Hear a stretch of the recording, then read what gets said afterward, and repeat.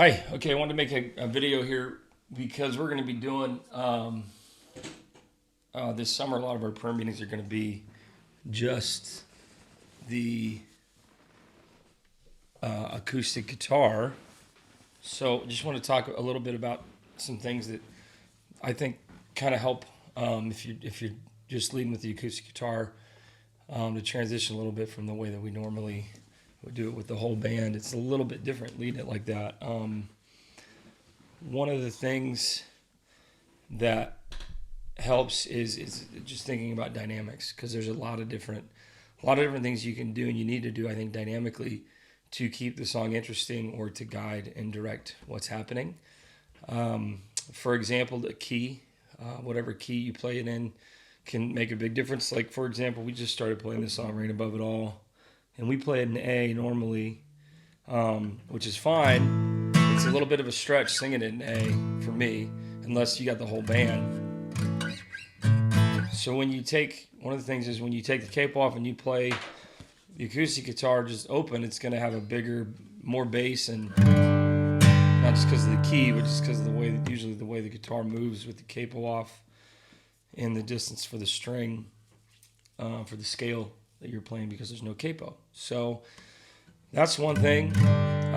Going through another thing would be playing melodic stuff from a song that normally the lead guitar player would play. Then you can throw in there. So that's kind of a hook in people's minds that when they're used to singing the song or hearing the song with the whole band, they're used to hearing those hooks. So you can throw those in there. What's another song that's got a lot of that? So a lot of the faster songs that have lead parts, but it's kind of hard. It's harder. The faster the song, the harder it is to get it to sound good with just an acoustic guitar. In my opinion, you got, just because there's so much going on, even with the lead line. Then there's songs like Glorious Day, for example, where we play a lot of bar chords, but when you play it with just the acoustic guitar, I was buried beneath my shame. Like, if you just started out like that, it might sound kind of empty, and then usually playing these kind of chords, but you kind of have to. I was buried beneath my shame. Who could carry that kind of weight? It was my tomb till I met you. Call my name, and I ran out of that grave. So that's kind of an extreme example. That's a hard one to do just acoustically. But for example, there's a couple things I was doing. One is when I'm playing the verses, I'm not playing that note, I'm playing it open. So then when you come in on the chorus, there's something different. Kind of gives you that full sound.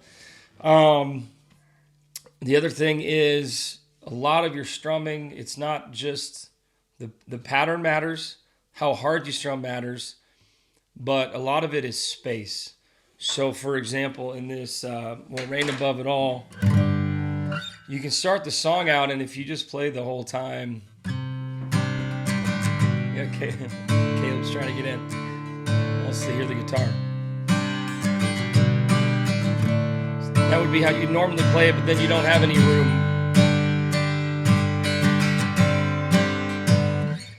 When you don't have any room to really change it up when you go to the chorus. So there's different things you can do. If you have a lot of reverb and delay, you can chug.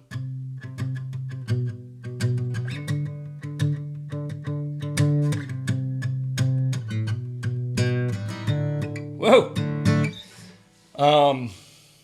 So you can do that. That's hard to do without effects, reverb, delay, and compression. But finger picking,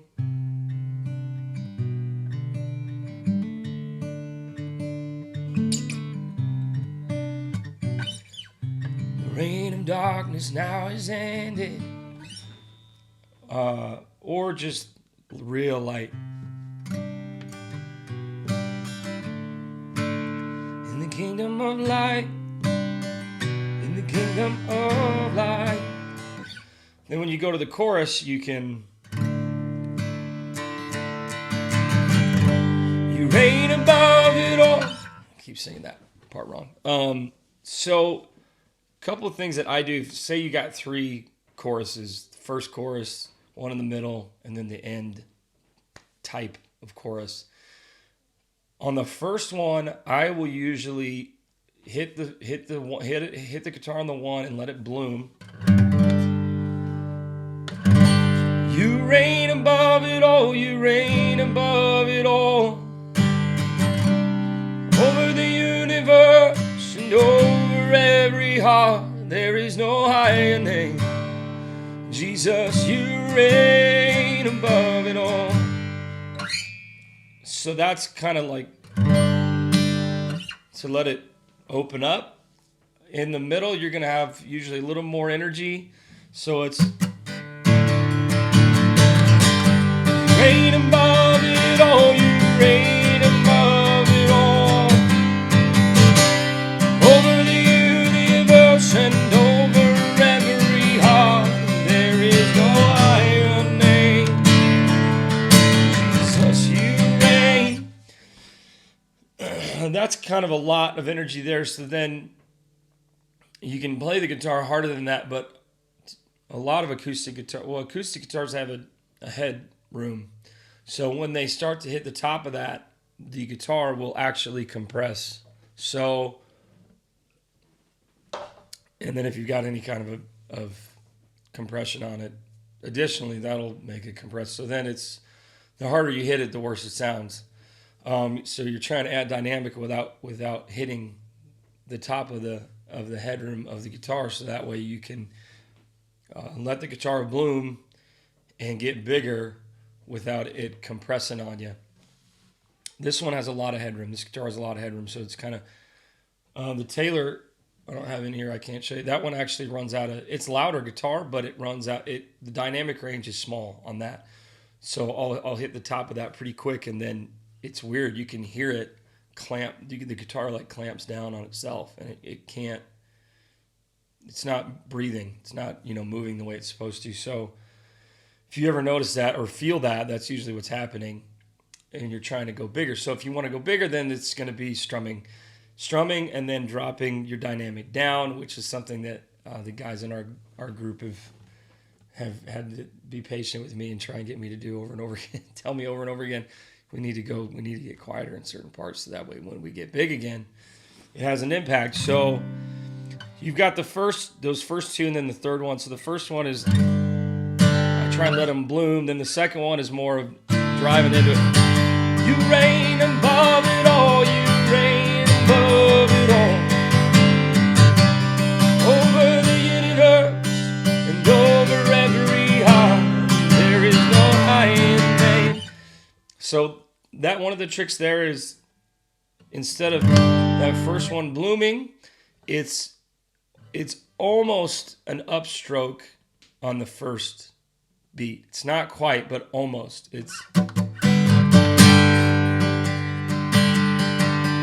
has a little more energy to it. So you're kind of emphasizing those upstrokes.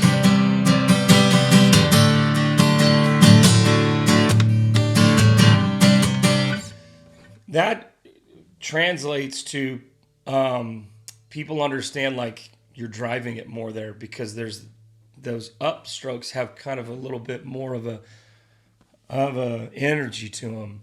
So that's kind of what I do in the middle, and then at the end, this one is hard to do slow.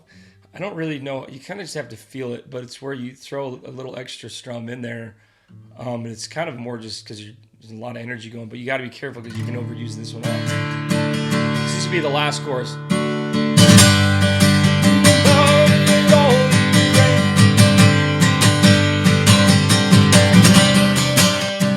Okay, so there's the upstroke, but the guitar started to compress there. I don't know if you could hear that in the mic, but I was hitting it so hard that then it clamped down on itself. So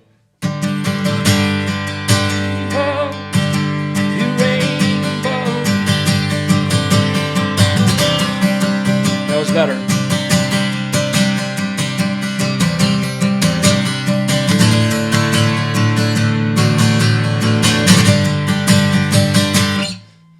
Anyway, so that's that. It's hard to do that slow.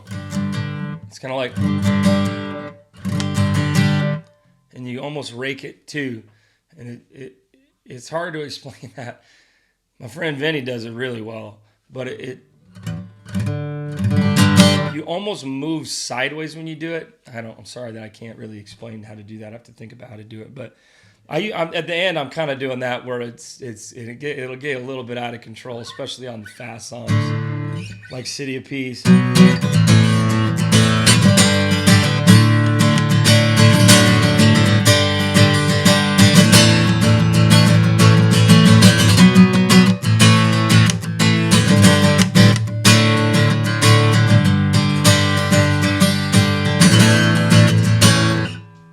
Anyway, you got to just save that or do it at the very beginning or the very end, because then it gets out of control.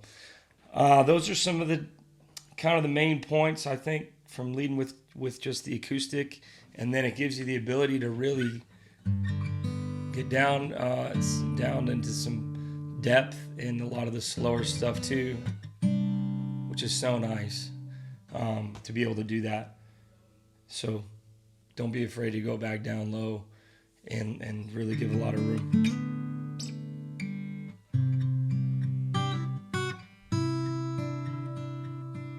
One out of tune.